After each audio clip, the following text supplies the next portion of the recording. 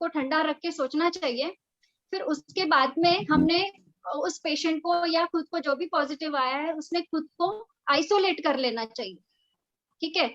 और आपके डॉक्टर जो है, जो पेशेंट है उनके डॉक्टर, उन्होंने उनसे संपर्क करके जो भी ट्रीटमेंट कैरी आउट करना है, जो भी इन्वेस्टिगेशंस करना है, ये सारी चीजें करना जरूरी है। सेकेंडली, जब हम डॉक्टर के पास पहुंचते हैं या कभी कभी ऑनलाइन भी हम लोग कंसल्ट करते हैं कोई डॉक्टर्स को, तो उसमें डॉक्टर की अब जिम्मेदारी आ जाती है कि वो पेशेंट को किस तरीके से हैंडल करे, उनको ओपीडी बेसिस पे करे या उनको एडमिशन की जरूरत है ये बताएं। ये आपके डॉक्टर सारी चीजें देख के आपको एक्सप्लेन कर सकते हैं। जैसे पेशेंट का एज क्या है, उनको माइल्ड प्रॉब्लम है कि सीवियर है कि मॉडरेट है, ये सब चीजें देख के उनको घर में रह के आइसोलेट करके, होम आइसोलेशन करके ट्रीटमेंट दिया जाए या फिर उनको हॉस्पिटलाइज किया जाए, ये डिसीजन डॉक्टर को लेना होगा। इसके बाद इन्वेस्टिगेशंस का मैटर आता है। कुछ लोगों को हम लोग इन्वेस्टिगेशंस करके होम आइसोलेशन बताते हैं। Thank you ma'am. Gaurav. Yes sir. तो जैसा कि मैम ने बताया है, एक बार रिपोर्ट पॉजिटिव आने के बाद हम डिसाइड करते हैं, और इस बारे में गाइडलाइंस भी हैं। अभी अभी महाराष्ट्र स्टेट टास्क फोर्स ने 7 तारीख को ही नई गाइडलाइंस जारी की हैं, जिसके अनुसार पेशेंट्स को 6 अलग अलग कैटेगरी में बांटा गया है। इसमें से कैटेगरी ए वो लोग हैं,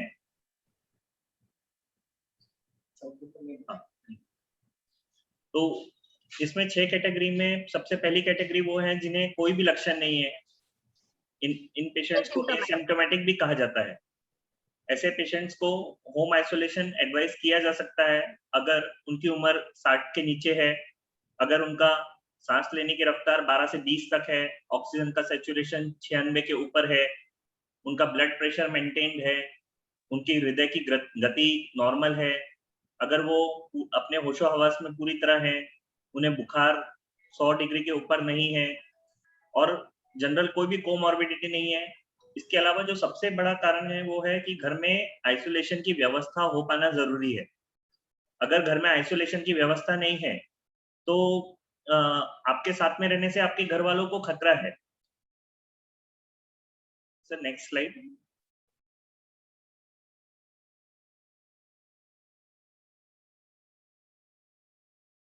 Covid care centre. Covid care centre सरकार के द्वारा बनाए गए ऐसे सेंटर्स हैं जहां पे वो लोग जिन्हें बहुत ही कम लक्षण हैं या फिर जिन्हें कोई भी लक्षण नहीं है, उन्हें रखा जाता है।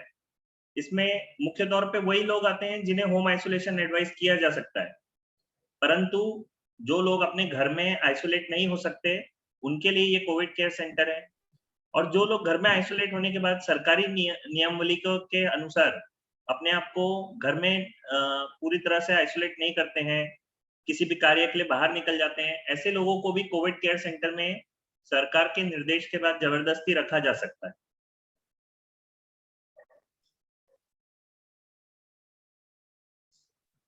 अगला जो पड़ाव रहता है इस बीमारी में वो रहता है सौम्य लक्षण। बिना लक्षण के पेशेंट्स के अलावा हमारे पास सौम्य लक्षण के भी पेशेंट रहते हैं जिनकी सांस लेने की रफ्तार थोड़ी ज्यादा हो सकती है 30 तक, या उनके ऑक्सीजन का सैचुरेशन 90 तक के भी कम हो सकता है।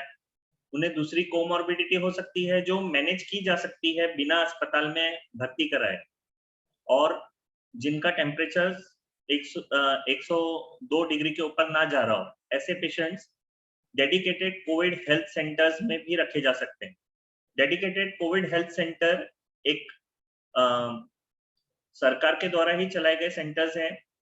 ये पूर्ण अस्पताल ना होके छोटे अस्पताल की तरह है जहां पे जो सौम्य लक्षण है उन्हें मैनेज किया जा सकता है।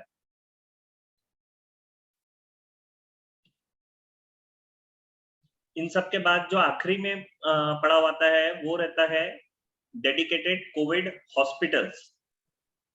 हम भी जानते हैं कि सामान्य पेशेंट को कोविड हॉस्पिटल्स में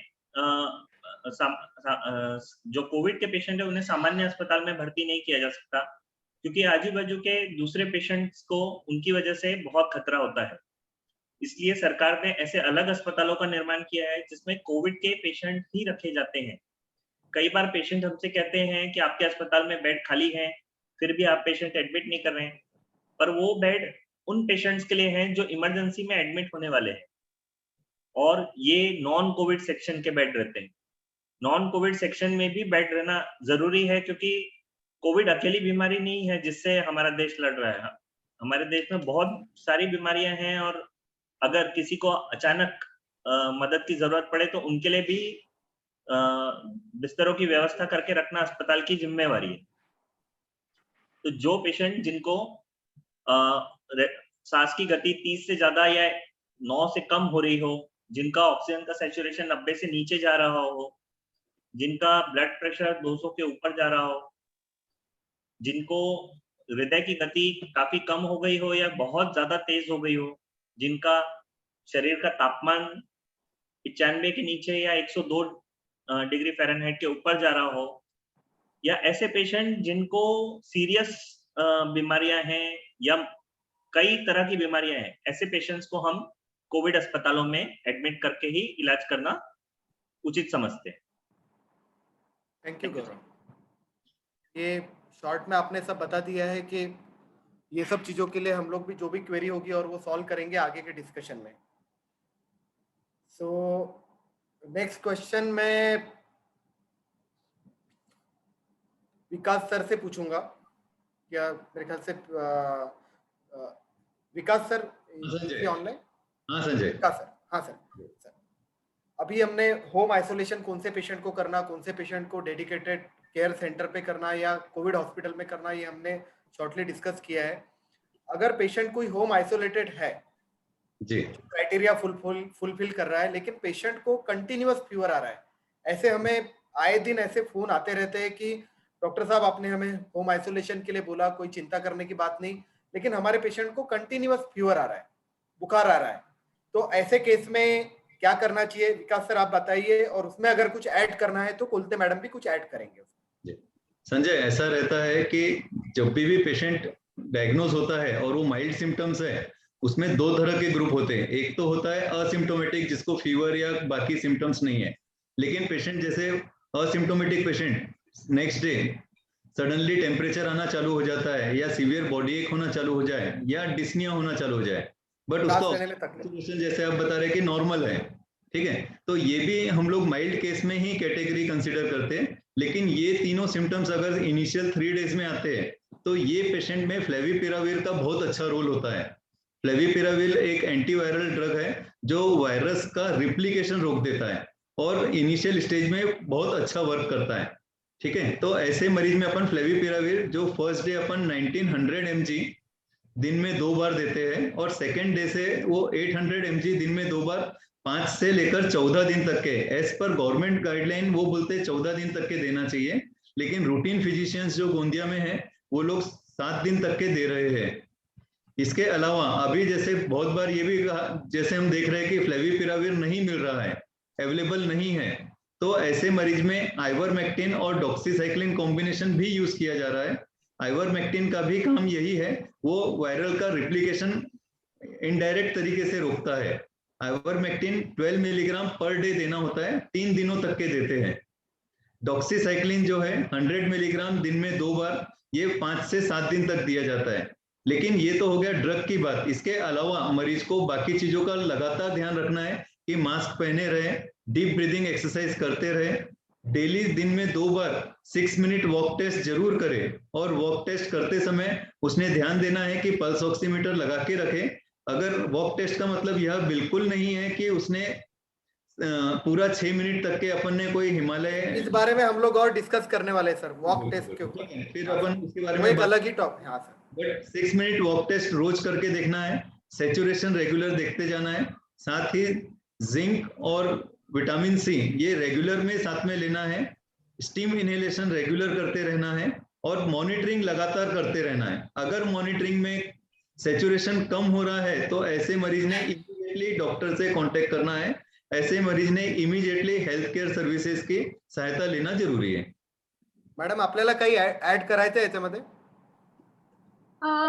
मी एक गोष्ट ऍड करेन, अगर फेविपिराविर नहीं मिलता, जैसा अभी बहुत शॉर्टेज चल रहा है, जी मैडम। तो नो डाउट शुरू के कुछ दिनों में फेविपिराविर इज वेरी यूजफुल, ऐसा कुछ स्टडीज बताते हैं। पर अगर काफी लेट आता है पेशेंट, जैसे 5 डेज के बाद या 7 डेज के बाद, तो ऐसे समय फेविपिराविर का यूज बहुत ज्यादा नहीं है, और ऐसे इसमें मतलब पेशेंट को अननेसेसरी वो बर्डन हो जाता है। और कभी अभी तो शॉर्टेज भी बहुत चल रहा है, तो या फिर कभी कभी जिस पेशेंट को बहुत ज्यादा जरूरत नहीं है उसको फेविपिराविर मिलता है, और जिसको जरूरत है उसको नहीं मिल रहा है। इस टाइप की परिस्थिति अभी अपने कंट्री में बार बार आ रही है। और ठीक है, अगर फेविपिराविर नहीं मिलता है तो उसके लिए पेशेंट लोगों ने बहुत ज्यादा परेशान होने की भी जरूरत नहीं है। घर में आइसोलेशन में रह के, जो अभी डॉक्टर विकास ने बहुत अच्छे से बताया है कि अपना ऑक्सीजन सैचुरेशन देखे, खाना पीना अच्छे से रखे, घर में रेस्ट करे, और 6 मिनट वॉक टेस्ट करके अगर कुछ प्रॉब्लम लगता है तो डॉक्टर को जरूर रिपोर्ट करें। साथ में जिंक और विटामिन सी आजकल देते हैं, विटामिन डी भी देते हैं। तो ये सब थोड़ा इम्यूनिटी बूस्टर है, इम्यूनिटी हेल्प करता है कि थोड़ा सा पेशेंट कुछ अच्छा फील करे। मैडम एक और चीज ऐड करना चाहूंगा, ये मरीज ने एक बेसलाइन ब्लड टेस्ट जरूर कर लेना चाहिए। हाँ, होम आइसोलेशन या जो भी पेशेंट पहले पॉजिटिव जैसे ही पता चलता है, जब वो डॉक्टर के पास जाते हैं, अकॉर्डिंग टू माइल्ड डिजीज है या एसिम्प्टोमेटिक है या सीवियर डिजीज है, कोमॉर्बिडिटीज है वो पेशेंट में, मतलब जैसा किसी को बीपी है, शुगर है, अस्थमा है, ऐसे पेशेंट्स को कौन से टेस्ट करवाना चाहिए, और जो एकदम माइल्ड एसिम्प्टोमेटिक है ऐसे पेशेंट्स को कौन से टेस्ट करवाना चाहिए, तो उनको लिवर फंक्शन, किडनी फंक्शन ये टेस्ट हम हम लोग नेक्स्ट स्लाइड में आएंगे मैम, हाँ इसमें हाँ नेक्स्ट स्लाइड में डिस्कस करेंगे। ओके। तो इसमें कैसा है कि अगर आपको फीवर आ रहा है, कंटिन्यूअसली फीवर आ रहा है, और अगर आपका ऑक्सीजन की मात्रा अच्छी है, और 6 मिनट वॉक टेस्ट जो हम अभी डिस्कस करने वाले हैं, 6 मिनट वॉक टेस्ट के बारे में, अगर आपकी वो नॉर्मल है तो बिल्कुल भी घबराना नहीं है। आप पैरासीटामोल की टेबलेट लो, और मैडम ने जैसे बताया कि अगर लेट फेविपिराविर शुरू कर रहे हैं तो उसका वैसे भी यूज नहीं है।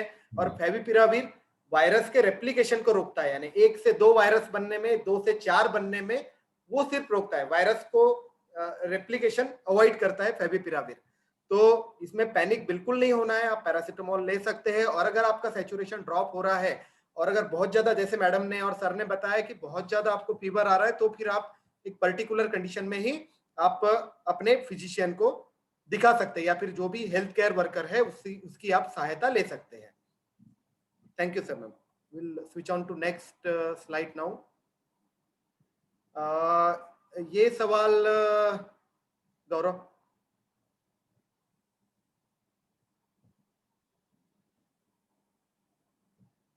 यू आर म्यूट है Gaurav. You have muted yourself. Sir जो लोग घर में पहले एक बार आइसोलेट हो गए हैं, उनमें भी कई बार यह देखा गया है कि सिम्टम कुछ समय के बाद बढ़ सकते हैं। तो जो लोग घर पे आइसोलेट हो रहे हैं, उन्हें इस बात का ध्यान रखना चाहिए कि वो अपने खुद के लक्षणों पे ध्यान दें।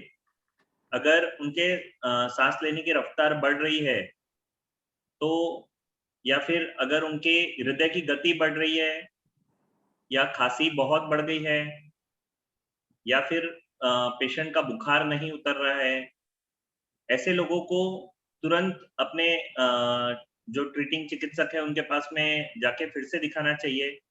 कई बार होता है हम शुरुआत के दिनों में सिटी स्कैन करा लेते हैं और निश्चिंत हो जाते हैं कि अब हम एकदम अच्छे हैं, हमारा स्कोर 0 आया है, परंतु सर बाद में भी ये स्कोर बढ़ने की शक्यता रहती है।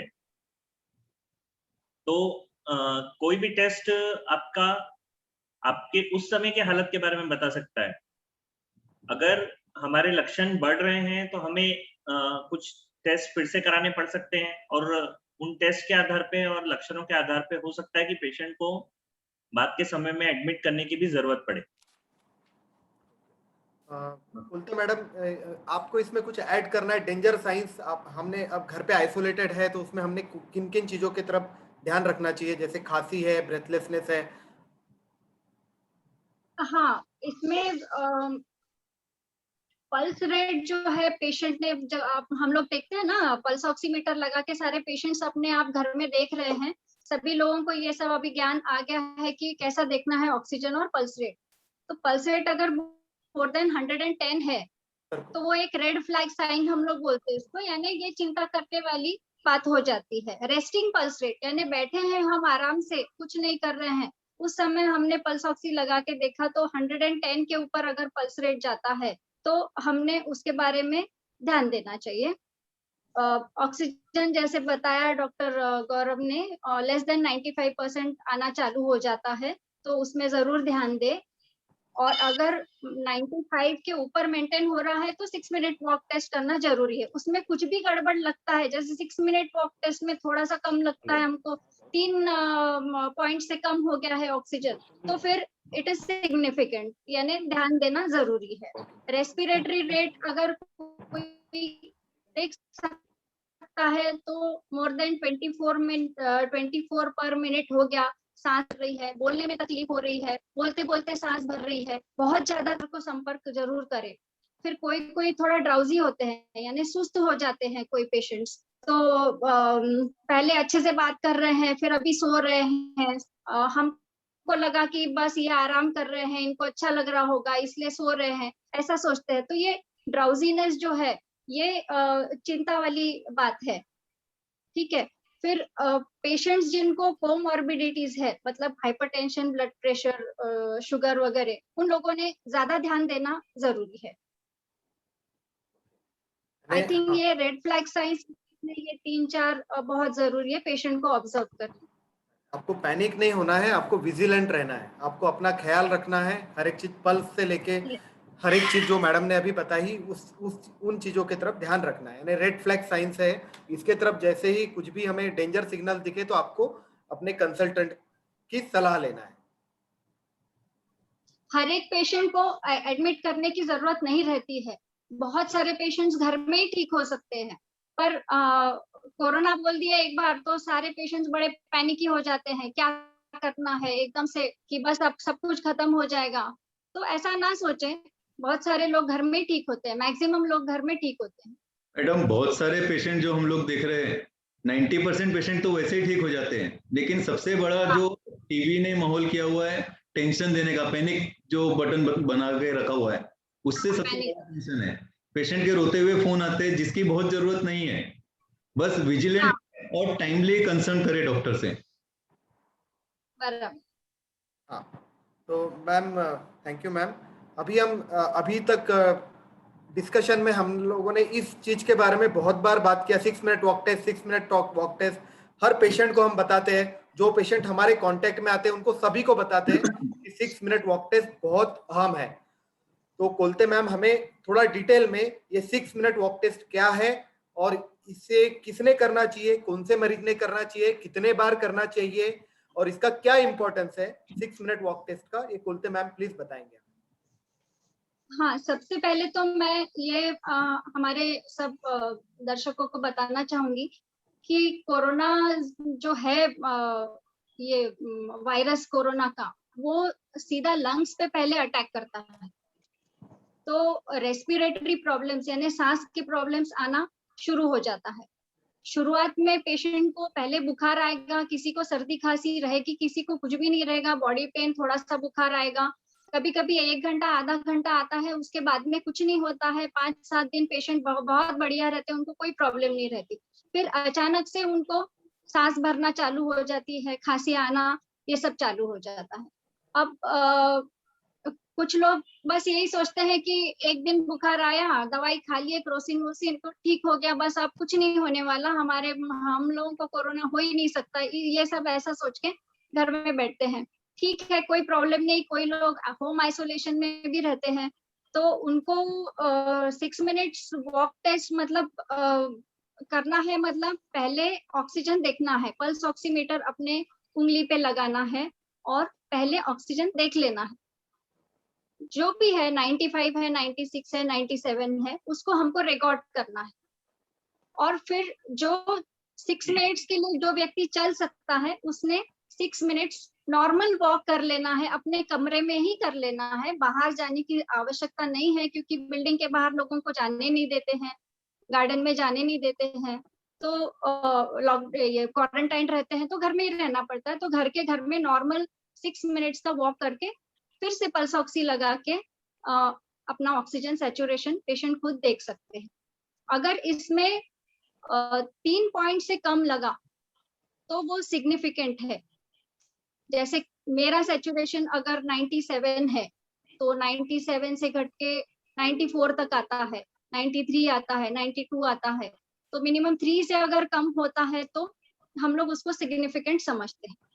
कोई लोग 6 मिनट तक वॉक नहीं कर सकते, जैसे कोई सीओपीडी पेशेंट रहता, मतलब जैसा दमा वाले जो रहते हैं ना, उन लोगों को चलने में वैसी प्रॉब्लम होती है, या फिर सांस की प्रॉब्लम ऑलरेडी थोड़ी सी रहती है, कोई हार्ट के पेशेंट भी रहते हैं, वो लोग सिर्फ 3 मिनट वॉक भी कर सकते हैं और 3 मिनट के बाद अपना ऑक्सीजन देख सकते हैं। अगर उसमें ड्रॉप मिला तो आप अपने फिजिशियन को जरूर बताएं, और जो भी उसके ऊपर इलाज करना है आपके डॉक्टर आपको एडमिशन की सलाह वगैरह दे सकते हैं। ये एक संकेत है कि आपके बॉडी ऑक्सीजन को मेंटेन नहीं कर रही है, और ऑक्सीजनेशन जो आपके ब्लड का हो रहा है लंग्स में, वो सही ढंग से नहीं हो रहा है, आपके लंग्स अफेक्ट हो रहे हैं कोरोना की वजह से। विकास सर, इसमें कुछ ऐड करना चाहूंगा। सीओपीडी पेशेंट के बेसलाइन जो हम लोग कॉमनली उनको मालूम रहता है कि उनका रेस्टिंग सेचुरेशन ही 92 और 93 या 91 है, तो उनका बेसलाइन सेचुरेशन हम वो मान के चलेंगे, और उसमें अगर वो 6 मिनट नहीं 3 मिनट भी वॉक टेस्ट करते हैं और उसमें अगर वो 3% से डाउन होता है, जैसे 92 है और वो 89 आ रहा है, इसका मतलब है कि उनके लंग्स कॉम्प्रोमाइज होना चालू हो गए, तो वॉक टेस्ट पॉजिटिव है, ऐसे मरीज को इमीडिएटली अपने फिजिशियन को कंसल्ट करना है। जरूर। 6 मिनट वॉक टेस्ट बहुत ज्यादा महत्व की टेस्ट है, जिसमें हम अंदरूनी लंग डैमेज को, यानी जैसे ये हार्ट के लिए जो ट्रेडमिल टेस्ट मेरे ख्याल से सभी को पता होगा, ट्रेडमिल टेस्ट के साथ हम 6 मिनट वॉक टेस्ट को कंपेयर कर सकते हैं। ट्रेडमिल के लिए आपको स्पेशलिस्ट के पास जाना पड़ेगा, लेकिन 6 मिनट वॉक टेस्ट आप कहीं भी घर पे अपने बंद कमरे में या कहीं पे भी कर सकते हैं। तो 6 मिनट वॉक टेस्ट में ऐसा है कि नॉर्मली वॉकिंग से अपने लंग का कंप्लायंस बढ़ता है, तो सेचुरेशन जो मेरा 97 रेस्टिंग है तो 99 जाएगा। कोविड मरीज में लंग कॉम्प्रोमाइज होना चालू होते हैं, इसलिए वो कम हो रहा है, वही अपने को टेस्ट करना है जी। यानी, और ये छोटी सी मशीन है जो मैंने यहाँ पे दिखाई है, जो हर एक मेडिकल स्टोर्स में आजकल अवेलेबल है, जो जिसके यहाँ भी कोरोना सस्पेक्टेड पेशेंट है तो वो अच्छे क्वालिटी का पल्स प्रोब रखिए। और क्योंकि 6 मिनट वॉक टेस्ट करने के लिए अपने को ये ऑक्सीजन प्रोब रखना बहुत जरूरी है, ये ऑक्सीजन प्रोब रखना बहुत ज्यादा जरूरी है। और सबसे महत्व की बात है कि आपको इसको फिंगर में प्रॉपरली लगाना है। अगर आप बाहर ही रखेंगे आपका सैचुरेशन वैसे ही 40-50 दिखाएगा, और पैनिक होके आप अपने डॉक्टर को फोन करेंगे, अपना भी टाइम वेस्ट करेंगे और डॉक्टर का भी टाइम वेस्ट करेंगे। तो ये बहुत ज्यादा इंपॉर्टेंट है, और इसके तरफ अच्छे से ध्यान देंगे। ये पल्स ऑक्स मशीन बोलते हैं, फिंगर प्रोब, जो बहुत सारे हॉस्पिटल्स में भी रहता है और आजकल मेडिकल में हर जगह मिल रहा है। Thank you ma'am. सर, ये टेस्ट दिन में 2 बार की जा सकती है, एटलीस्ट 2 बार, यानी कम से कम 2 बार आपको करना है ये test. Thank you ma'am. Now ये next question I target to बोलते मैम ओनली। तो तभी हम डिस्कस कर रहे थे कि हमने या पेशेंट ने, जो कोविड पॉजिटिव मरीज आया है, वो हम लोग अभी इसमें माइल्ड पेशेंट के बारे में ही बात कर रहे हैं, या जो असिम्प्टोमेटिक पेशेंट है उनके बारे में बात कर रहे हैं। तो उन्होंने किस प्रकार की और कौन सी ब्लड टेस्ट करना चाहिए, asymptomatic and mild symptoms? Asymptomatic जो पेशेंट्स हैं उनको बहुत सीवियर इन्फेक्शन नहीं है, तो हम लोग कुछ बेसलाइन इन्वेस्टिगेशंस करके देखते हैं, जैसे किडनी फंक्शन टेस्ट, उसमें ब्लड यूरिया और सीरम क्रिएटिनिन, ये 2 टेस्ट करते हैं। और फिर लिवर फंक्शन टेस्ट में मेन तो है SGOT, SGPT, ये 2 बेसलाइन हम लोगों को टेस्ट करा के रखना पड़ता है। उसके अलावा हम CBC कंप्लीट ब्लड का काउंट करते हैं और CRP करते हैं। ये 4 ब्लड टेस्ट इम्पोर्टेंट है। सिंपल एसिम्प्टोमेटिक या जिसको बहुत ज्यादा प्रॉब्लम्स नहीं है, माइल्ड केसेस है, उन्होंने कम से कम ये 3-4 टेस्ट तो जरूर करवाना चाहिए। अब इसमें CBC test is very helpful. कभी कभी RT-PCR रिपोर्ट्स आने को टाइम लगता है, तो CBC देखने के बाद हम लोगों को जो लिम्फोसाइट्स है वो कम होते हुए दिखते हैं कोरोना के पेशेंट्स में। तो लिम्फोसाइट्स कम है, पॉलीमॉर्फ्स ठीक है या थोड़े ज्यादा है, तो वो एक रेशियो रहता है, न्यूट्रोफिल लिम्फोसाइट रेशियो। तो वो रेशियो अगर इट इज मोर देन 3.5, तो हम it is a strong indicator कि ये कोरोना का पेशेंट हो सकता है, ब्लड में थोड़ा थोड़ा दिखना चालू हो गया है। पर ये 100% नहीं है। 100% तो मतलब काफी कुछ ज्यादा हद तक RT-PCR का ही इम्पोर्टेंस है सबसे ज्यादा, पर ये अपने को थोड़ा सा डायरेक्ट कर सकता है कि पेशेंट को कोरोना हो सकता है।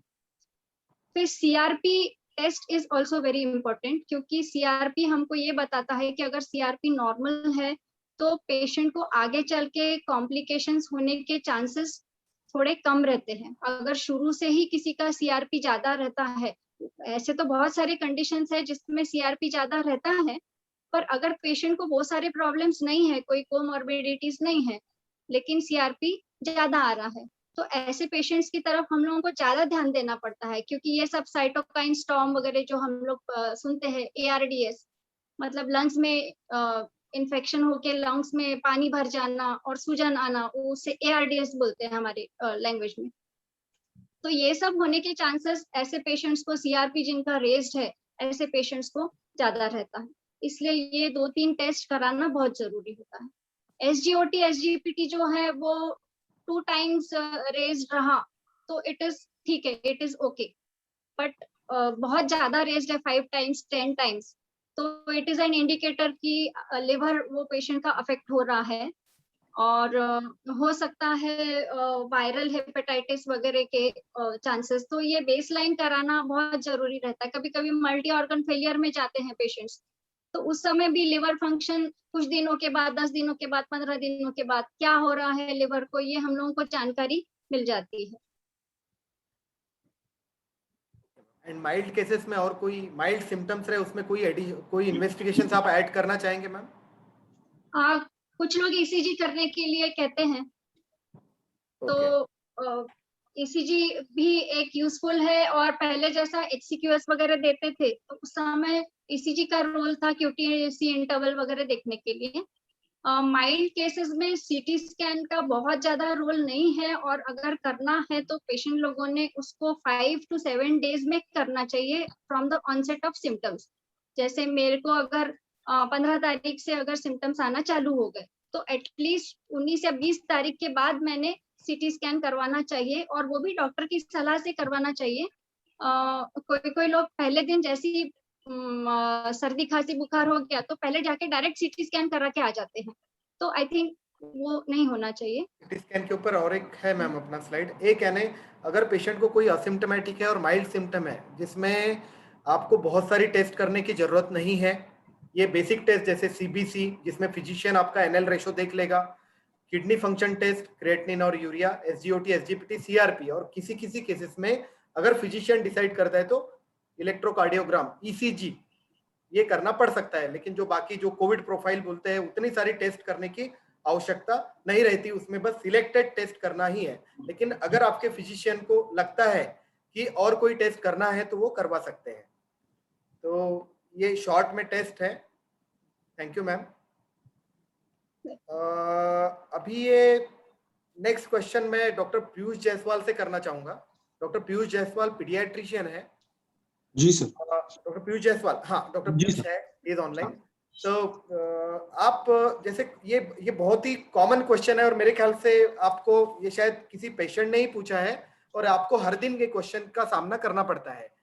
What are the instructions covid positive patient contact, यानी कोविड पॉजिटिव पेशेंट के घर में जो भी कॉन्टेक्ट है उनमें उनको क्या इंस्ट्रक्शन देना चाहोगे, मेनली रिगार्डिंग किड्स टेस्टिंग, यानी किड्स का RT-PCR या एंटीजन करना चाहिए, या और आप कोविड पॉजिटिव असिम्प्टोमेटिक किड्स यानी जो कोविड पॉजिटिव पेशेंट है, छोटे बच्चे हैं, लेस देन 12 ईयर्स की बात कर रहे हैं हम, जिनको सिम्टम ही नहीं है, ऐसे पेशेंट का आप 2 भागों में हमें आंसर करेंगे अलग अलग। जी सर। सर पहला पार्ट, जैसे कोविड पॉजिटिव अगर कोई पेशेंट घर में रहता है, उनके बच्चे जो भी 12 साल से छोटे हैं, अगर उन्हें कोई सिम्टम्स नहीं है तो उनका कोई भी टेस्ट करवाने की जरूरत नहीं है। और अगर ब्रेस्ट फीडिंग चाइल्ड है, लेस देन 2 इयर्स है, मदर कोविड पॉजिटिव है, तो वो बेबी को ब्रेस्ट फीड बिल्कुल करवा सकती है, लेकिन पूरे प्रिकॉशंस लेने के साथ। जैसे उन्हें मास्क, बेबी को लेते समय हरदम मास्क पहने रहना चाहिए, हैंड सैनिटाइज या वॉश करना चाहिए, और बेबी को टच करते समय जो यूनिवर्सल हाइजीनिक प्रिकॉशंस लेना है वो कंपल्सरीली लेना चाहिए। तो जो 2 साल से छोटे बच्चे हैं, इंस्पाइट वो पॉजिटिव हो या निगेटिव हो, अगर मदर पॉजिटिव है फिर भी उन्हें मदर के पास ही रखना है। इसमें हमें ये देखना है कि जो बेबी है वो कैरियर का रोल प्ले करते हैं। जो ओल्ड एज पर्सन्स रहते हैं घर में, बेबी ना सिम्टोमेटिक होते हैं ना इन्फेक्ट होते हैं, लेकिन वो वायरस कैरी करते हैं पॉजिटिव पेशेंट से, ओल्ड एज दादा दादी नाना नानी इसको। तो हमें ये चीज अवॉइड करना है, ये चेन को ब्रेक करना है। इसलिए 2 साल से छोटे बच्चे अगर पॉजिटिव है या निगेटिव है, लेकिन मदर के पास ही रखना है। और जो बड़े बच्चे हैं जिनका बाय चांस टेस्ट हो चुका है और वो अगर पॉजिटिव आते हैं तो भी मदर के पास ही रहेंगे। लेकिन अगर 4-5 साल का बच्चा, थोड़ा बड़ा बच्चा है और उनके मम्मी पापा पॉजिटिव आए हैं लेकिन बच्चा निगेटिव है, तो उन्हें हम रख सकते हैं किसी केयर टेकर्स के पास, पेरेंट्स के पास, लेकिन विथ ऑल प्रिकॉशंस। जी सर। आपने बेसिकली बहुत सारे सवालों के जवाब प्रॉपरली और बहुत अच्छे तरीके से प्रॉपरली समझा के दे दिए हैं। तो किड्स की टेस्टिंग की जरूरत नहीं है, और ब्रेस्ट फीडिंग यानी ब्रेस्ट मिल्क में शायद सीक्रेट नहीं होता है, और कोविड वायरस। जी गौरव, ब्रेस्ट फीड के बेनिफिट्स ज्यादा है।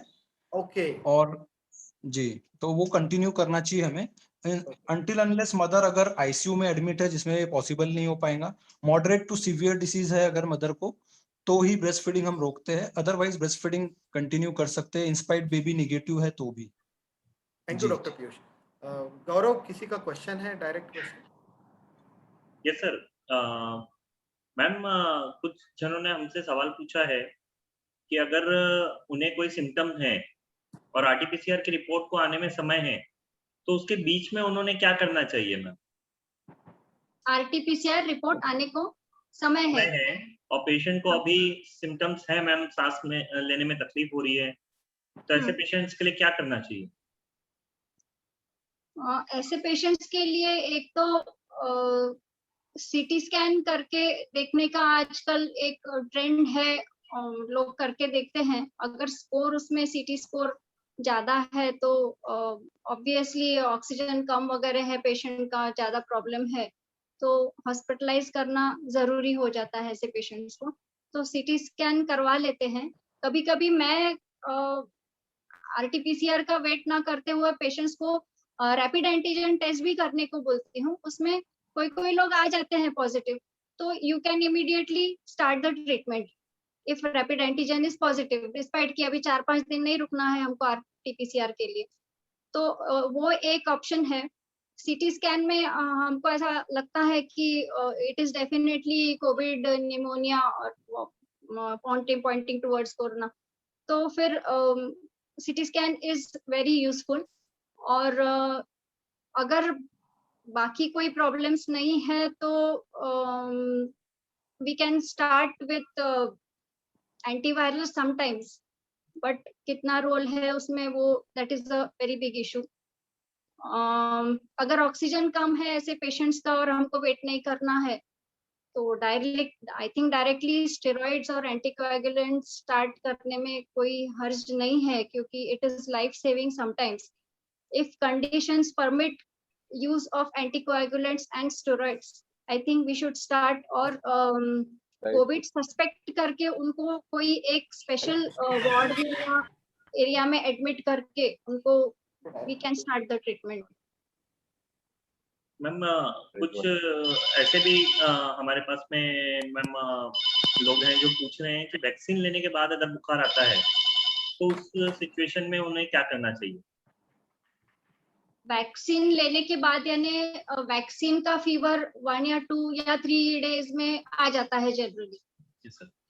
तो वैक्सीन इंड्यूस्ड अगर फीवर है तो वो पैरासिटामोल से ठीक हो जाता है, जनरली पैरासिटामोल से ठीक हो जाता है, 2 बार 3 बार लेना पड़ता है, उसके बाद वो ठीक हो जाता है।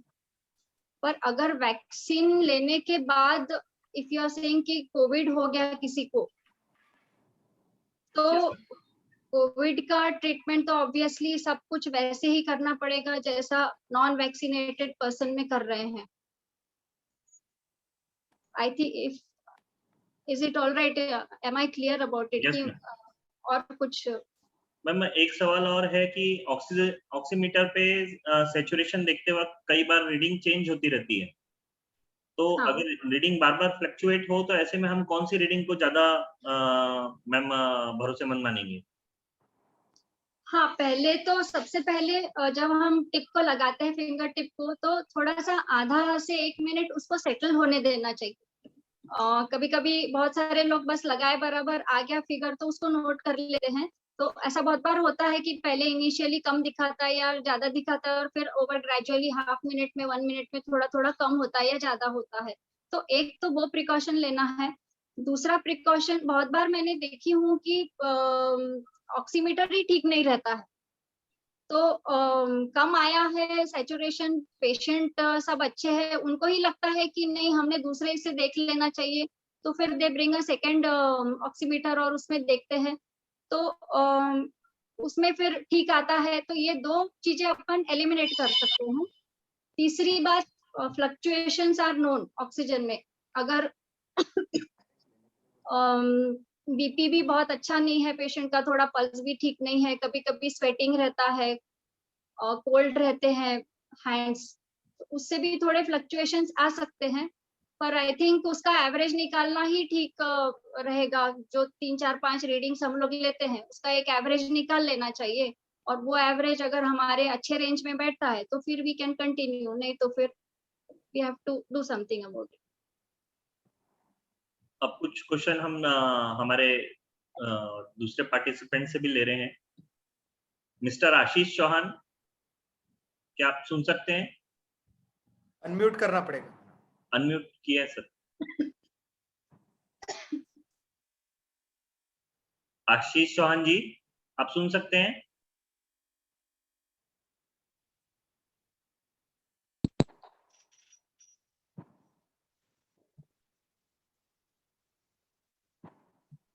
रूपा मिश्रा मैडम का भी क्वेश्चन है।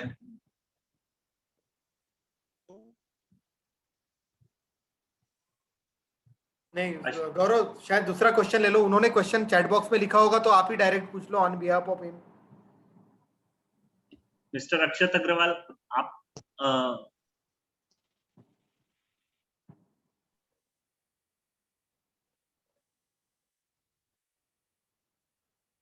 हेलो, हाँ, आप हमारी आवाज सुन सकते हैं?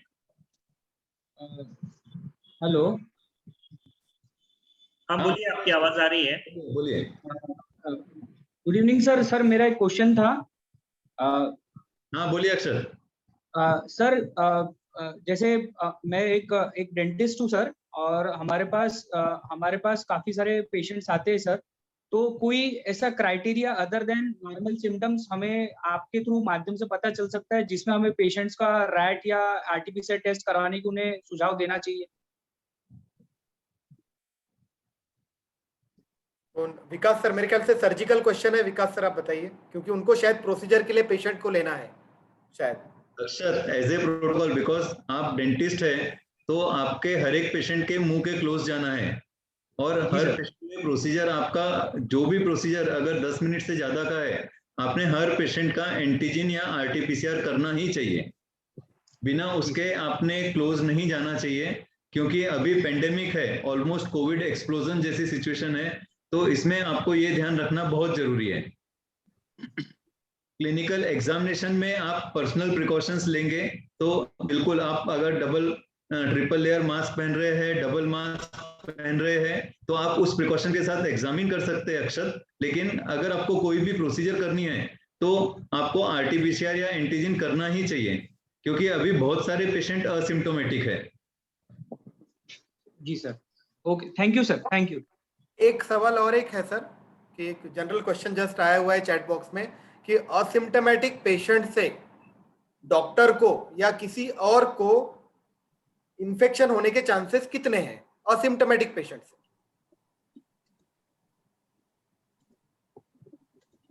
विकास sir, Kulte ma'am. Exact percentage तो बताना मुश्किल है, लेकिन ये सबसे डेंजरस रहते हैं पेशेंट्स, क्योंकि एसिम्टोमेटिक है, हम लोग प्रिकॉशंस नहीं लेते। मतलब सामने वाला जो भी है, फॉर एग्जांपल मेरे पास या विकास के पास ऐसे पेशेंट आए एसिम्टोमेटिक, तो ऐसा हो सकता है मतलब एक आध बार कि हमें मालूम नहीं है और हम आराम से देख रहे हैं पेशेंट की ठीक है भाई कुछ नहीं है, इनको सर्दी खांसी बॉडी पेन कुछ भी नहीं है, तो हम या फिर कोई भी जनरल पब्लिक ऐसा हो सकता है कि उनके सामने से गुजर रहा है, उनके पास बात कर रहा है, बैठ रहा है, एसिम्टोमेटिक है, कुछ भी नहीं है, और वो he is transferring the infection to so many people. बहुत सारे लोग ऐसे इन्फेक्ट हो सकते हैं। Exact I don't think Vikas को मालूम होगा अगर percentage, but they are very dangerous, क्योंकि वो बहुत सारा इन्फेक्शन फैलाते हैं बहुत सारे लोगों को। तो संजय, इसीलिए मास्क संजय पेशेंट सिम्टोमेटिक रहे या असिम्टोमेटिक रहे, if the patient person is Covid positive, हमें यूनिवर्सल प्रिकॉशंस जो 3 प्रिकॉशंस है वो लेना ही पड़ेगा। डिस्टेंसिंग मेंटेन करना ही पड़ेगा, मास्क पहन के रहना ही पड़ेगा, और उनसे अगर अननोन आदमी से कांटेक्ट भी आ रहे हैं या टच भी हो रहा है, आपको हैंड वॉश करना पड़ेगा। जो आपकी पहली स्लाइड थी वो यूनिवर्सल ट्रूथ है जो हमें कभी नहीं भूलना चाहिए। गौरव, हम कोई नेक्स्ट क्वेश्चन ले सकते हैं अभी? आपका सर आपका सवाल पूछ सकते हैं। कौन सा? Hello sir. सर एक सिंपल क्वेश्चन था। हेलो सर, मेरी आवाज आ रही है आपको? हाँ सर, आपकी आवाज आ रही है। You are very much simple question है, घर में अगर कोई पेशेंट क्वारंटाइन है 14 डेज 15 डेज उसको हो चुका है, आफ्टर कंप्लीटिंग 14-15 डेज फिर से ब्लड टेस्ट करना जरूरी है? ब्लड प्रोफाइल, कोरोना प्रोफाइल फिर से करना जरूरी है? हाँ सर यही क्वेश्चन, अभी ये स्लाइड पे यही क्वेश्चन है, ऑलमोस्ट सेम क्वेश्चन है। उसको हम लोग बस क्वेश्चन को थोड़ा मॉडिफाई करेंगे कि 14 दिन का आइसोलेशन एक पेशेंट ने कंप्लीट कर लिया है घर पे, what are the precautions to the patient, what are the precautions patients and relative should take, and और इसमें हम श्यामका सर का पार्ट ऐड कर रहे हैं कि 14 दिन के बाद कोई ब्लड टेस्ट करना चाहिए या नहीं चाहिए। Vikas sir please. सर श्यामका sir, as per the government norm अभी बिल्कुल कंपलसरी नहीं है टेस्ट करना। श्यामका सर, अभी कंपलसरी बिल्कुल नहीं है, लेकिन देयर आर सिचुएशंस जैसे ड्यूटी ज्वाइन करना है, इंटर स्टेट क्रॉस करना है, तो उसके लिए कंपल्सन रहता है कि विकास सर, हाँ जी, ब्लड टेस्ट की बात he is कर रहे हैं। asking about blood test, hematological Blood test. That is Hematology. other part we will be discussing later on. Blood test, कोई टेस्ट करने की जरूरत है क्या? सीबीसी, डी डाइमर या जो भी है, जो भी टेस्ट है, whatever covid test. Yes, I think D dimer या और कुछ स्पेसिफिक कुछ टेस्ट है 14 डेज के बाद, वो भी करना जरूरी है। क्योंकि डी डाइमर जो है वो बहुत दिन तक रेज रह सकता है, और थ्रोम्बोसिस के जो चांसेस है, हार्ट अटैक आने के चांसेस है, स्ट्रोक होने के चांसेस है, वो करीब करीब 2 से 3 महीने तक बने रहते हैं, even after the patient is recovered from Covid. So D dimer जैसे कुछ टेस्ट है, या फिर सीआरपी है, या कभी कभी IL-6, ये कुछ टेस्ट सिलेक्टेड हम लोगों को करना पड़ता है। तो 1 मंथ तक यानी 15 डेज के बाद एक बार करना, और फिर 1 मंथ के बाद एक बार और डी डाइमर करवा लेना चाहिए, कुछ सिलेक्टेड पेशेंट्स में, सबको नहीं। असिम्टोमेटिक में करने की जरूरत है मैम ये टेस्ट? असिम्टोमेटिक में उतना नहीं जरूरत नहीं, उतना जरूरत नहीं। Okay sir, asymptomatic patient but patient है विद कोमॉर्बिड, उनको करना है एक बार। कोमॉर्बिड है, हाँ, जिनको एसोसिएटेड कोमॉर्बिडिटी है उनको कोमॉर्बिडिटी है बाकी को नहीं जी। यस, ओके सर अभी एक नेक्स्ट पार्ट है Vikas sir, what are the precautions to patients and relatives? 14 दिन के बाद पेशेंट अभी घर में आ गया है आइसोलेशन पीरियड खत्म करके, तो उसमें पेशेंट ने क्या प्रिकॉशन लेना चाहिए और रिलेटिव ने प्रिकॉशंस क्या लेना चाहिए, और कितने दिन प्रिकॉशंस लेना चाहिए? ये FAQ है, frequently asked question. I think सभी डॉक्टर्स को, सभी जो कोविड के बारे में जानकारी रखते हैं, सभी को यही क्वेश्चंस पूछे जाते हैं। इसके बारे में बताइए सर। जी सर सर ऐसा है कि यूजुअली 15 डेज के बाद पेशेंट नॉन इन्फेक्टिव हो जाए, जो वायरस बॉडी से अभी भी शिफ्ट होने के चांस रहते हैं। इसलिए 15 डेज के बाद 7 डेज उन्होंने सोशल मिक्सिंग बिल्कुल नहीं होना है। घर पे भी रहते हैं तो नेक्स्ट 7 डेज मास्क पहन के रहना है और 21 डेज तक के कंटिन्यू रहते हैं। गवर्नमेंट प्रोटोकॉल के हिसाब से भी 21 डेज के बाद ही यह पर्सन पब्लिकली मिक्सअप हो पाते हैं। और प्रिकॉशंस टू मुझे रिलेटिव्स। लगता है ये सफिशिएंट आंसर है। हाँ सर, हाँ sir. Gaurav, can we take questions from other Yes, sir. Participants? Madhuri ji, आपका सवाल पूछिए। हाँ सर, मुझे एक सवाल करना है कि मैंने दोनों वैक्सीन ले चुकी हूँ, दोनों डोज मेरे हो चुके हैं, तो मुझे कितना % चांसेस है कोविड होने का? हेलो हाँ, हेलो मैम। हाँ सर, सुनना ही आ रहा? हाँ मैम, सुना ही आ रहा है। विकास सर या कुलते मैम, एक क्वेश्चन है डायरेक्ट माधुरी जी से कि मैडम के दोनों भी डोजेस हो चुके हैं, तो उनको कोविड होने की रिस्क कितनी है? कोविशील्ड हम लोग जो वैक्सीन मैडम बोलते हाँ मैम। विकास, हाँ। बोलो विकास, बोलो ना। मैडम बताइए जी। हाँ, मैडम विकास ऐसा बोलो। है, वैक्सीनेशन जैसे हम सभी डॉक्टर, जी मैडम। हेलो माधुरी मैडम। हाँ सर। जैसे आपने 2 वैक्सीन है, हम लोगों ने भी 2 वैक्सीन लिए हैं। ये रेस्पिरेटरी कॉम्प्लिकेशंस कर पाती है कोविशील्ड वैक्सीन, बट नेजोफेरिंजियल कोविड होने के चांसेस हमें हमेशा रहते हैं, तो हमें प्रिकॉशंस हमें लेना है। अभी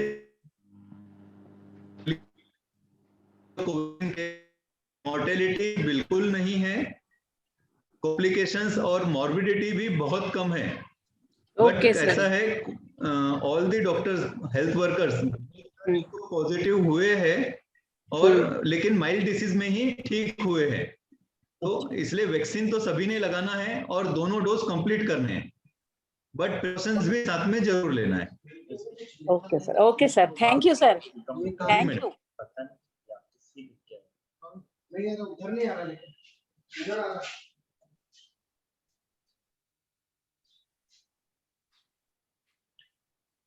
गौरव आगे मिस्टर सौरभ कुमार, आप आपका क्वेश्चन पूछ सकते हैं। ये कुछ मिस्टर शैलेश जी अग्रवाल, आप पूछ सकते हैं आपका question. Yes sir, can you hear me? हाँ यस सर। मेरा सिंपल सा क्वेश्चन था सर कि जैसे ब्लड थिनर का क्या रोल है ये कोविड ट्रीटमेंट में? क्या एक जैसे कोई बिल्कुल स्टार्टिंग ट्रीटमेंट से ब्लड थिनर टैबलेट दी जा सकती है क्या एज अ मतलब प्रिकॉशन या ट्रीटमेंट में? आपका क्वेश्चन बहुत अच्छे से सुना ही नहीं दिया, आधा पार्ट उसका ब्लड थिनर्स का क्या था? Role of blood thinners. Ma'am आपको आवाज आ रही है मेरी? हाँ, आ रही अभी राइट। ब्लड थिनर टैबलेट जैसे एस्पिरिन या इकोस्पेरिन जो टैबलेट्स है, क्या हम उनको स्टार्टिंग से कोविड ट्रीटमेंट में दे सकते हैं? ब्लड थिनिंग का सुनने में आया कि काफी अच्छा रोल है। हाँ, कुछ जो हाई रिस्क पेशेंट्स हैं जिनको हाइपरटेंशन, डायबिटीज या और कुछ कोमॉर्बिड ओबेसिटी है, तो ऐसे पेशेंट्स को हम लोग ब्लड थिनर्स जो आप बोल रहे हैं इकोस्प्रिन टाइप, वो हम लोग चालू करना पसंद करते हैं। उसके साथ में एटोरवास्टैटिन वगैरह भी चालू करते हैं, ताकि ये इस तरह के कॉम्प्लिकेशंस जो हार्ट अटैक है या स्ट्रोक है ये कम रहे। Yes, from day one also we can start sometimes. Regular patients को भी दे सकते हैं? हाँ, रेगुलर पेशेंट्स को भी ब्लड थिनर दे सकते हैं, इसमें कोई रिस्क थोड़ी है? रेगुलर पेशेंट्स को हम लोग जनरली प्रिफर नहीं करते हैं, और हाई रिस्क जिसको है कुछ हाइपरटेंशन, डायबिटीज, या फिर अगर सब्सिक्वेंटली मतलब डे 1 से तो एकदम नहीं, सब्सिक्वेंटली कोई प्रॉब्लम्स लगते हैं तो ऐसे पेशेंट्स को हम लोग जरूर देते हैं। और जो ऑलरेडी ऑन ब्लड थिनर्स है उनके ब्लड थिनर्स कंटिन्यू रखना चाहिए through out Covid. Thank you ma'am. हाँ शैलेश जी, एक आपसे सवाल है, बस एक ये स्क्रीन पे कुछ लिखा आ रहा है, हाउ टू बिकम, किसी ने कुछ स्क्रैच किया है, ये शायद आपके भी स्क्रीन पे दिख रहा है क्या? हाँ यस सर, ये दिख रहा है। तो सर इसको कैसा कर सकते हैं आप? कंप्यूटर आपका ये हम लोग नहीं, लेकिन हम लोग गूगल स्लाइड्स यूज करते हैं, पावर पॉइंट, सॉरी, तो ये आई थिंक ये क्या मेरे ख्याल से किसी पार्टिसिपेंट ने लिखा है ये, I have Yes, not yes, written it it. might be. तो is there anybody who can solve this issue? Because ये स्लाइड ठीक से नहीं दिख रही मेरे ख्याल से. How to become कुछ ऐसा कुछ किसी ने कुछ लिख दिया है इसमें. हाँ हेलो सर. वो डिजाइन मोड में ही एक्चुअली देखना पड़ेगा. तो कोई तुम्हारे इसमें कोई ज्वाइंट है sir? I think we can continue. Let it, वो उतना डिस्टर्बिंग नहीं है. हाँ okay sir, okay thank you sir, thanks a lot. So Gaurav और कोई क्वेश्चन ले सकते हैं हम? ले सकते हैं सर, समय है प्लीज अभी. लीजिए, क्योंकि विकास सर एग्जिट हो गए हैं और वो ज्वाइन नहीं कर पा रहे क्योंकि पार्टिसिपेंट कैपेसिटी फुल हो गई है. तन्वी जी आप आपका सवाल पूछिए. सर मुझे पूछना था, मेरे फादर पॉजिटिव थे, एडमिटेड थे, 4% था, 22% आया था डिस्चार्ज के पहले, फिर थोड़े और दिन एडमिट थे. तो जायसवाल सर ने कहा था कि ठीक हो जाएंगे और ठीक भी हो गए, आज बहुत अच्छे हैं वो. तो फाइब्रोसिस होने के चांसेस है, वो सब ड्रग्स वगैरह उन्होंने दिया. तो कुछ ऐसे रहता है क्या चांसेस फाइब्रोसिस होने के? 22% उनका हो गया था स्कोर. मैम सीटी स्कोर बता रहे हैं आप मैम? 22? हाँ सर, 22 हाँ से शुरू हुआ, 22 हो गया. आज वो एकदम अच्छे हैं और हमें बहुत डर था फाइब्रोसिस हो जाएगा, पर हमें कुछ पता नहीं, आगे हमने कुछ भी नहीं किया उसके लिए. तो कुछ करना चाहिए क्या? मैम कोलते मैम बहुत अच्छे से इसका, कोलते मैम आप है मैम? कोलते मैम? हाँ जी मैम, ये हाँ 22 का स्कोर था. And ma'am you heard the question? yes yeah please ma'am please. Fibrosis होने के चांसेस है 22 आउट ऑफ 25, यानी बहुत मतलब काफी अच्छा खासा, यानी सीवियरिटी बहुत ज्यादा थी उनकी. होता है कभी कभी इनिशियली कम रहता है, फिर धीरे धीरे बढ़ जाता है स्कोर. और ऐसे इसमें लंग फाइब्रोसिस होने के चांसेस रहते हैं, सबको होता है, ऐसा नहीं है. Keep your fingers crossed, may be he will come out of it without any residual damage, यानी कुछ भी नहीं रहेगा, उनको सब अच्छा रहेगा, ऐसा भी हो सकता है. पर फाइब्रोसिस होने के चांसेस है, जिसके लिए डॉक्टर जायसवाल ने ऑलरेडी आपको मेडिसिन दिए हैं. जी ma'am, thank you ma'am. Gaurav, any questions we can take? Kajal Agrawal ji आप आपका सवाल पूछ सकते हैं. हाँ हेलो सर, मुझे ना बोलते मैडम से बात करनी है.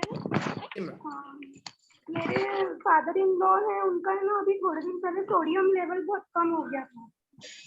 तो बहुत पेंट थे मैडम वो बहुत. अभी थोड़े से कवर है, हमने उनको सोडा मिंट के टैबलेट स्टार्ट किए हैं. और उसके एक NS भी दिया था घर में ही हमने, क्योंकि अभी हॉस्पिटल्स तो अवेलेबल भी नहीं है ना, इसीलिए. तो अभी भी वीकनेस है मैडम उनको, वो खुद से चल नहीं पा रहे. तो क्या कर सकते मैडम उनके लिए? उनका CRP टेस्ट भी किया था. तो वो पॉजिटिव है क्या? कोरोना पॉजिटिव है क्या? नहीं उनका नहीं मैडम, उनका कोई सिम्टम भी नहीं है और उनका एंटीजन टेस्ट भी निगेटिव आया था. उनका CRP 23.60 है मैडम. अच्छा, तो सोडियम कम होना यानी वो एक रीजन है कि वो बहुत वीक हो गए हैं, वो चल नहीं पाते. अगर अभी भी सोडियम कम होगा तो वो एक कारण है कि वो नहीं चल पा रहे, उनको बहुत वीकनेस है. तो अगर आपने फिर से सोडियम नहीं चेक किया होगा तो आई थिंक फिर से चेक कर लेना चाहिए. अगर उनको डायबिटीज है तो शुगर कंट्रोल में हम लोगों को रखना होगा. CRP भी थोड़ा ज्यादा है उनका. तो आप आपके जो भी डॉक्टर है उनसे कंसल्ट करके एक बार और उनको फॉलो अप करवा लीजिए तो अच्छा रहेगा. मैडम ये क्रेटिनिन टेस्ट भी हुई थी उनकी, वो भी ज्यादा था 0.89. Creatinine 0.89, creatinine 0.89 is normal. हाँ नॉर्मल है. अच्छा मैडम एक और है ना, मतलब हमारे घर में भाभी है, उनका 1% आया है ये CT स्कैन का रिपोर्ट. और वैसे उनको सिम्टम्स 10 दिन से है, तो अभी हमने उनको क्वारंटाइन कितने दिन रखना चाहिए? कल ही कर रहा है CT स्कैन उनका. हेलो मैम ये क्वेश्चन को हम लोग इसी क्वेश्चन के साथ मर्ज करेंगे मैम, जो हमने थोड़ा बहुत डिस्कस भी किया है, क्योंकि ये CT स्कैन के बारे में आजकल बहुत ज्यादा भ्रम चल रहा है. कोविड एंटीजन पॉजिटिव आया, RT-PCR पॉजिटिव आया, चलो CT स्कैन. ये जो चलो CT स्कैन वाला भ्रम है उसको थोड़ा सा दूर करना बहुत जरूरी है. हर पेशेंट को सीटी स्कैन करने की जरूरत नहीं है, और जिसको भी जरूरत है उसको आइडियली किस दिन करना चाहिए और कौन से पेशेंट ने करना चाहिए सीटी स्कैन। जैसे मैडम ने बोला था कि एक पेशेंट का उन्होंने तो सही किया होगा और सही टाइम पे ही स्कोर किया होगा, लेकिन ये एक क्वेश्चन है कि किसने सीटी स्कैन करना चाहिए और कब सीटी स्कैन। Sir welcome. हाँ संजय, हाँ इसमें कैसा है, मैंने एक पेशेंट को सीटी स्कैन एडवाइस किया, ओके, उनकी फैमिली ने उसने मुझे व्हाट्सएप में फॉरवर्ड किया 6 लोगों के सीटी स्कैन रिपोर्ट। मैंने घर के 6 का सीटी स्कैन कर लिया उनने। Okay, those who are asymptomatic just contact है, असिम्प्टोमेटिक है बट उन्हें कर लिया। तो इस चक्कर में क्या हो रहा है, सीटी स्कैन में भीड़ भी बढ़ रही है, वहां पे एक स्प्रेड का एरिया बनते जा रहा है। ओके, एंड जरूरतमंदों को सीटी स्कैन के लिए अगर 80 सैचुरेशन वाला मॉडरेट टू सीवियर डिसीज वाला पेशेंट है, उसका नंबर शाम को 6 बजे आ रहा है। हाँ, क्योंकि असिम्प्टोमेटिक लोग पहले सीटी स्कैन करा रहे हैं, जिसकी जरूरत बिल्कुल भी नहीं है। मैम कुलते मैम, आप प्लीज बताइए कि हमने कौन से दिन सीटी स्कैन करना चाहिए और किस पेशेंट ने सीटी स्कैन करना चाहिए। जनरली तो सीटी स्कैन उसका किया जाता है जिसको हम लोग कोविड निमोनिया है ऐसा समझते हैं, बहुत ब्रेथलेस है, जिसको कफ ज्यादा है, ऐसे पेशेंट्स ने ही सीटी स्कैन करवाना चाहिए लंग इन्वॉल्वमेंट देखने के लिए। और not less than 5 days of symptoms, 5 to 7 days first CT scan करवाना चाहिए। जैसे मैंने जब भी कहा था कि अगर कोई पेशेंट को 15 तारीख को तकलीफ चालू हो रही है तो कम से कम 20 तारीख तक उन्होंने रुकना चाहिए, और 20, 21, 22 ऐसा डॉक्टर के हिसाब से ही सीटी स्कैन करवाना चाहिए।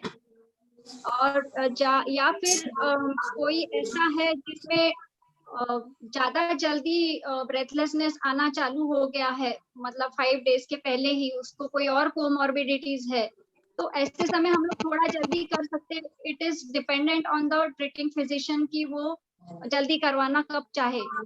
पर जनरली जिसको ज्यादा प्रॉब्लम नहीं है उन्होंने रश करना नहीं चाहिए, और 5 to 7 days के बीच में ही सीटी स्कैन करवाना चाहिए, वो भी डॉक्टर ने कहा तो, नहीं तो हर एक को सीटी स्कैन करने की जरूरत नहीं है।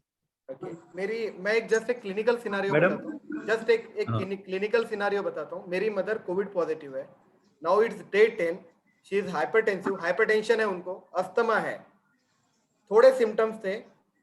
क्लिनिशियन के मैंने अब तक सीटी स्कैन मेरे मदर का नहीं करवाया है, शी इज एब्सोल्युटली फाइन। अभी 3 दिन में मैं अभी आइसोलेट किया है और उनको घर मैं सीटी स्कैन करवा सकता हूँ और जल्दी से जल्दी हो भी सकता है, उसमें कोई प्रॉब्लम नहीं है। लेकिन मैं खुद डॉक्टर रह के मैंने मेरे मदर का सीटी स्कैन नहीं करा है, तो कृपा करके सीटी स्कैन नहीं करना है। और फिजिशियन के यानी आजकल क्या हो गया है, आरटीपीसीआर पॉजिटिव रहना या कोविड एंटीजन पॉजिटिव रहना ही इंडिकेशन है सीटी स्कैन का, वो रहना नहीं चाहिए। उससे अननेसेसरी रश जो है सीटी स्कैन पे बढ़ रहा है और कोविड और बढ़ रहा है, जैसा विकास सर ने कहा। संजय, एक और चीज ऐड करना चाहूंगा। हाँ सर, इन केस आपको सीटी स्कैन करना भी है तो एटलीस्ट डे 5 तक के वेट करिए। हाँ मैडम ने बताया सर, वही। हाँ सर, और अगर आप सिम्टोमेटिक है तभी कराइए, बिना उसके मत कराइए।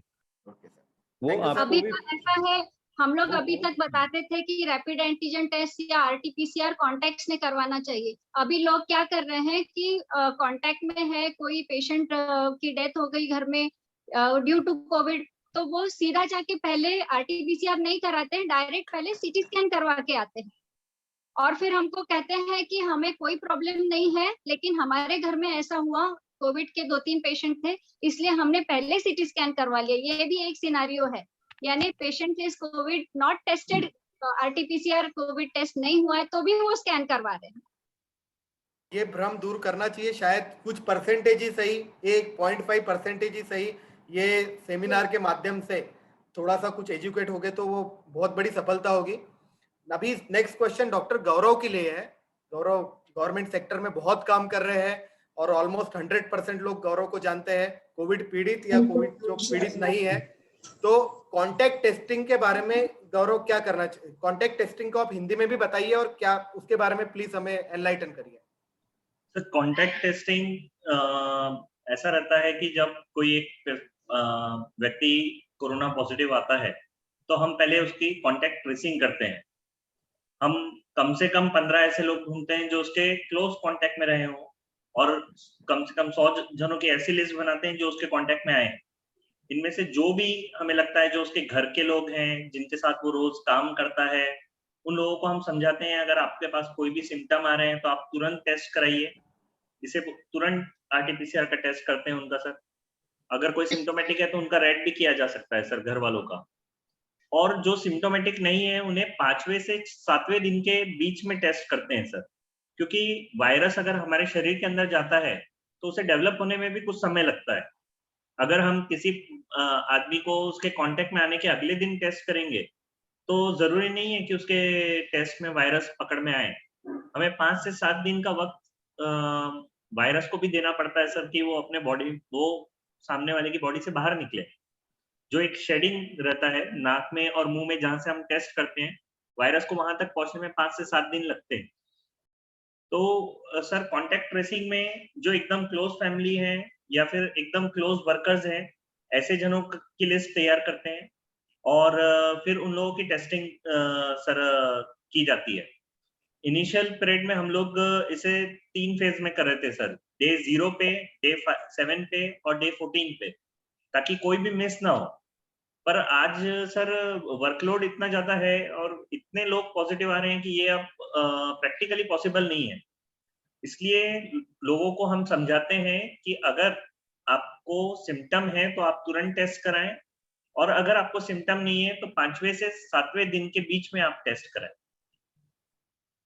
पहला यानी अगर हम जल्दी टेस्ट कर रहे हैं तो हम जो अवेलेबल अपने पास रिसोर्सेस है उनका हम अच्छे से यूटिलाइजेशन नहीं कर रहे, या फिर उसको बोल रहे हैं कि हम लोग वेस्ट कर रहे हैं उसको। Yes sir.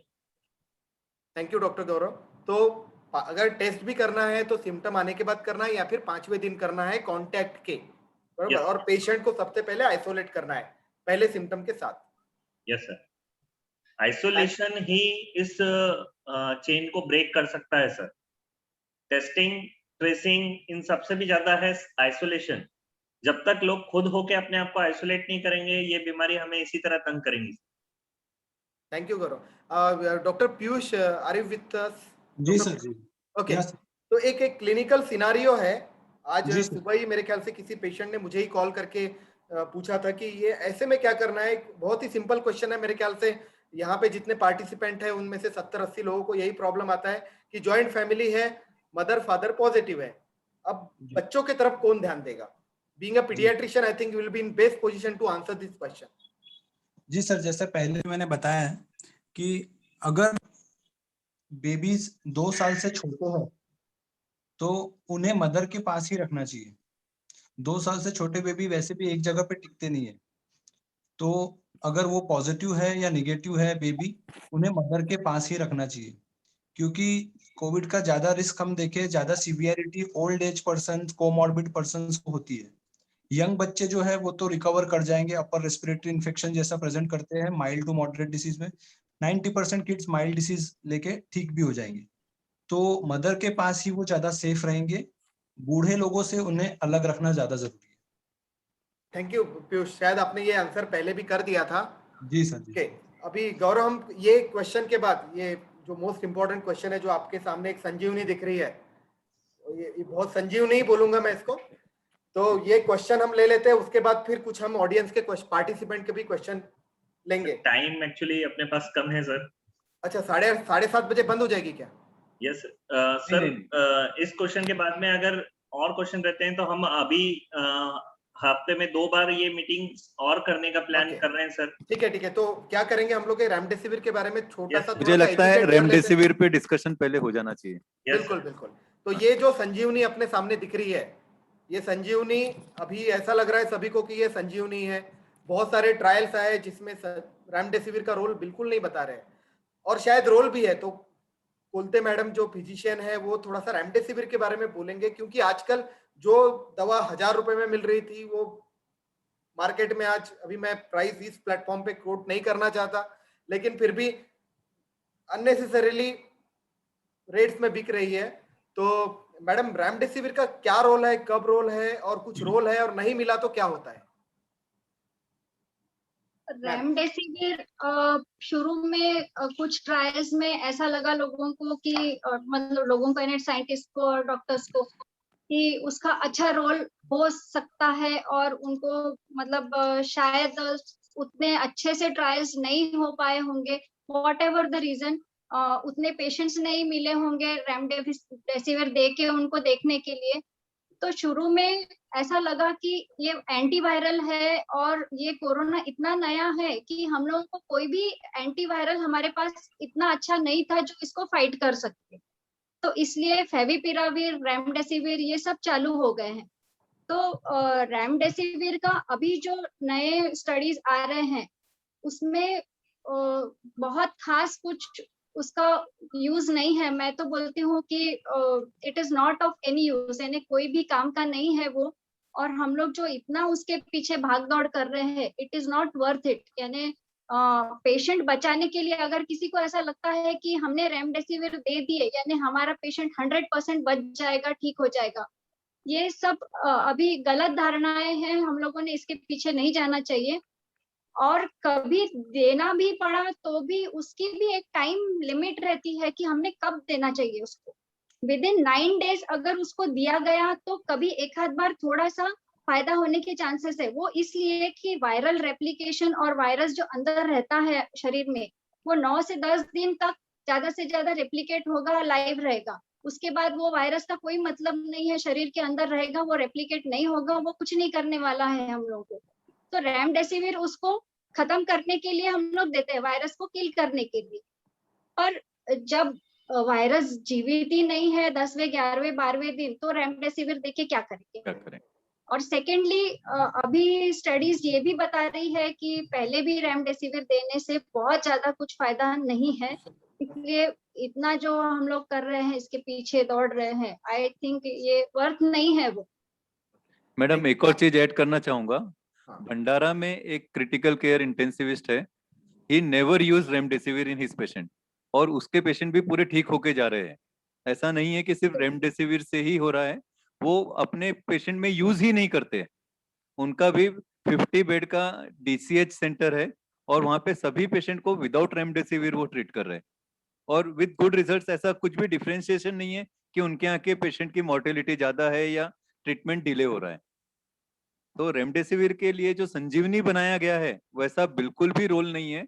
Remdesivir is an important drug, timely दिया जाए तो फायदा है, लेकिन उसके पीछे जो आजकल जो ब्लैक मार्केटिंग चालू हो गई है वो पहले बंद होना चाहिए। Thank you Vikas sir, thank you ma'am. Sir अपने पास बस 7 मिनट है, तो मीटिंग में एंड इन 7 मिनट्स। तो सर आप विकास सर आप कुछ गाइड करिए पार्टिसिपेंट्स को, और बाद में फिर Piyush will say vote of thanks. जी सर। मैं सभी लोगों का धन्यवाद करना चाहता हूँ। IMA ने ये फर्स्ट टाइम इनिशिएटिव लिया है। मुझे ऐसा लगता है इससे कुछ कॉमन प्रॉब्लम्स, कॉमन जो तकलीफें हैं जो कोविड मरीज महसूस कर रहा है, बहुत ही बेसिक से क्वेश्चंस जो घर पे बैठे बैठे परेशान होते रहते हैं, वो सब चीजों का मुझे लगता है इसमें आसानी से निदान मिल पाएगा। अभी हमारा ये फर्स्ट एपिसोड था। हमारी कोशिश है कि आगे हमने पहले 3 बार सोचा था, लेकिन अभी वीक में 2 बार करने का सोच रहे हैं, क्योंकि IMA गोंदिया ने अभी कुछ 2 CCC सेंटर भी ज्वाइन किया है जहाँ पे हम रेगुलर सर्विसेज देने वाले हैं। तो वीक में 2 दिन मंगलवार और गुरुवार को ही हम ये सर्विसेज, ये जो जूम मीटिंग में बैठने का प्लान किया है। आगे के हमारे कुछ टाइम पे, जैसे मे बी नेक्स्ट ट्यूसडे या थर्सडे को स्पेसिफिकली हम लोग गायनेक और पीडियाट्रिक पेशेंट्स के बारे में ही डिस्कस करेंगे, क्योंकि अभी बहुत सारे ANC मदर्स और उनके साथ में होने वाले कोविड से रिलेटेड प्रॉब्लम्स के बारे में डिस्कस करना बहुत जरूरी है। तो अभी पहला पार्ट भी हमारा कंप्लीट नहीं हो पाया है। हमारे अभी भी बहुत सारे चीजें इन्वेस्टिगेशन से रिलेटेड क्लियर नहीं हुई है। D-डाइमर और इंटरल्यूकिन्स और ये सब के बारे में भी हमारी बहुत सारी इच्छा थी कि डिस्कस किया जाए, जो कुछ भी डिस्कशन अभी नहीं हो पाया है। तो मे बी एक और एपिसोड में हम वो कंप्लीट करेंगे, फिर स्पेसिफिक प्रॉब्लम से रिलेटेड हम लोग एक एक पार्ट चालू करेंगे। बट मैं सभी लोगों का बहुत शुक्रगुजार हूँ। हमारी लिमिट हमने 300 रखी थी, बट यहाँ पे लिमिट 100 के ऊपर हम लोग क्रॉस नहीं कर पाए। हम लोग कोशिश करेंगे कि इसको YouTube और Facebook लाइव में भी शेयर करें और उसके बहाने सभी लोगों को इन्वॉल्व कर सकेंगे। Thank you Piyush. मुझे लगता है कि आपने वोट ऑफ थैंक्स देना चाहिए अभी, और नेक्स्ट टाइम के लिए हमने वेट करना चाहिए। जी हेलो एवरीवन, सबसे पहले मैं शुक्रगुजार हूँ टीम IMA का, जिन्होंने अपने बिजी शेड्यूल में और इस समय कोविड-19 पैंडेमिक के समय लोगों को जागरूक करने के लिए ऐसा एक वेबिनार के थ्रू प्रोग्राम लेने की जो डिसीजन लिया है। मैं शुक्रिया अदा करना चाहता हूँ डॉक्टर अपूर्वा कोलते मैडम का, जो आज के पैनलिस्ट थे, डॉक्टर विकास जैन सर का, जो IMA प्रेसिडेंट है और आज के पैनलिस्ट थे। किसी कारणवश अमरीश मोबे सर सिविल सर्जन आज ज्वाइन नहीं कर पाए। हम कोशिश करेंगे उन्हें अगले बार ज्वाइन कराने की। मैं धन्यवाद देना चाहता हूँ फॉर सच इंटरैक्टिव ऑडियंस का, जो इतने अच्छे से क्वेश्चंस अपने पूछे और लोग डॉक्टर से इंटरैक्ट किए, अपने परेशानी के बारे में, अपने टेस्ट के बारे में, अपने रिजल्ट्स